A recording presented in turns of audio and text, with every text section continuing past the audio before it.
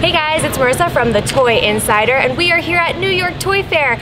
We are going to give you a preview of some of the coolest toys of the year, but first, we want to talk about toy safety. And none other than Joan Lawrence is here, the Toy Safety Mom, and she's going to give us some great tips to make sure that your kids stay safe when they are playing with their favorite toys, right? Right, thank you. Amazing, no problem. Thank you for being here. Are you having fun at Toy Fair? Always. It's always so much fun and so exciting to see what's new and what's coming down the pipe. And all grown-ups playing with so many toys. We get an excuse to do it. I know, it's the best. So let's start with, what do you want to start with? Let's start with what I consider to be the most important advice for anybody giving a toy to a child is to check the age grade. Right. And so you always want to look at the age on the package and make sure you match it to the age of the child. And this one happens to say 3+ years. We have one here that says 5+. It's really important to match the age on the product to the age of the child. Right. It's not about how smart a child might be. It's about the developmental abilities of a child at a given age and the specific features of that toy. So you really want to follow it. Right. So if a toy package says 5+, does that mean kids ages 5 or over 5? Age 5 and over. Okay, perfect. Good to know. What else do we have? So then we want to talk about small parts. Yes. Because I think a lot of parents know that small parts are a concern for young children. So anybody under the age of 3, or those who still might put things in their mouths a lot, you want to make sure you don't have small parts. Okay. So this is a small parts tester, and you can find these in the baby proofing section of toy stores. This is something that people can buy themselves. Yes, and Amazon has them, so you can have one at home, and they're really handy tools.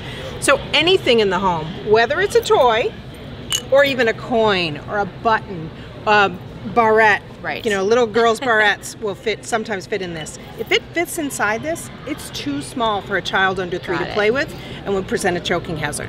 So you want to make sure that if you have, especially when you have older siblings in the home. Right, with younger kids. With younger kids. You want to make sure that you don't let them have the small parts that come with those older children's toys. Yeah, so things like Lego bricks or really small collectibles, all those things that you step on as a parent at home, you want to make sure that you're clear of those if you have younger kids, right? That's right, that's right. You want to keep those older kids' toys away from the younger kids. Got it.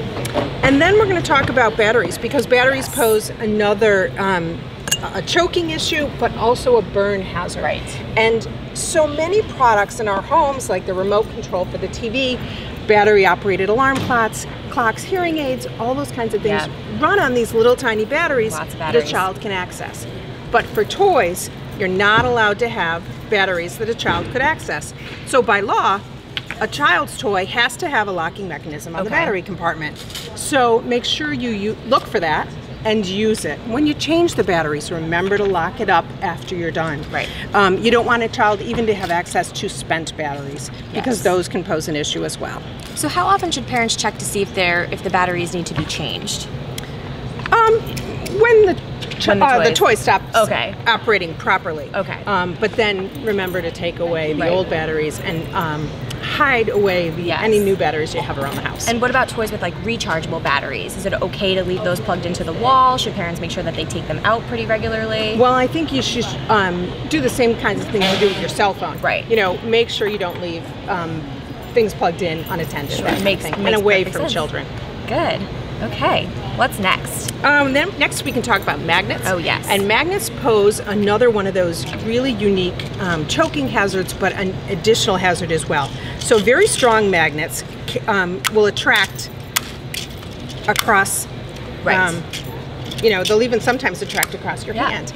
But children's toys cannot have small magnets that are accessible. Now these, you'll see, they're small, but they're locked inside the toy. Right. And so those are safe.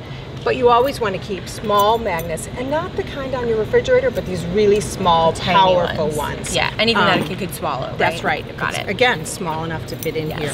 That's why that's so handy. It is really handy. Everyone should go buy one of those. That's very important. And they're always fun to tuck inside a baby shower gift too. You know, give them the present and then give them one of these too. Love it.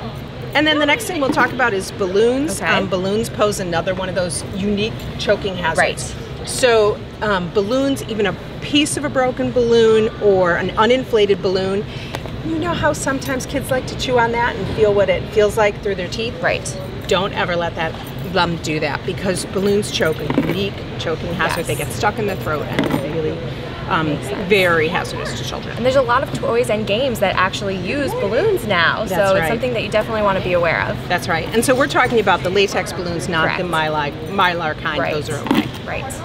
Is that our last tip? No, we got two more. If Okay, you got good. time. Yes, of course.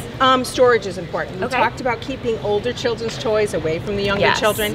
Storage helps. It also helps with those stepping on Lego bricks in the middle of the night. It's murder, isn't it? So if you help organize the toys and even teach the older children to put away their toys, they love the responsibility. They love having things that are all their own. They don't have to share. And you have a clean house, so everybody wins. Yeah. So, and then lastly, we'll talk about role play and dress up items. Kids love that, and it's a great way of creative play. But it's important to show kids how to use them properly. You know, this here is a wand, also with, you know, like other, what are these called? Things like that. Blasters. Swords. You're right, thank yes, you. no Swords, problem. blasters. To show them how to use it. You know, they can become hazardous if they don't play with them correctly. Right. Also costumes, walking around in costumes. Just make sure that they're doing it safely. Yeah, it's a wand, not a weapon. That's right. Yes, I like that. Love it. You have to teach the princesses that. Definitely. And how present do you think parents need to be when their kids are playing with toys? How much oversight do they really need while they're playing? It depends on the age of the child, but interactive play really helps a lot. And we always recommend that you get down on the floor and play along with your child. It helps demonstrate safe play. You know, often children who don't know how to read the instructions, you need to read them to them. Yes. And show them what safe play looks like. It's great for their development too. Awesome. Well, thank you so much, Joan. I hope you guys enjoyed these tips and you will use them to make sure that your kids are safe when they are playing with their favorite toys all year long. Bye, everybody.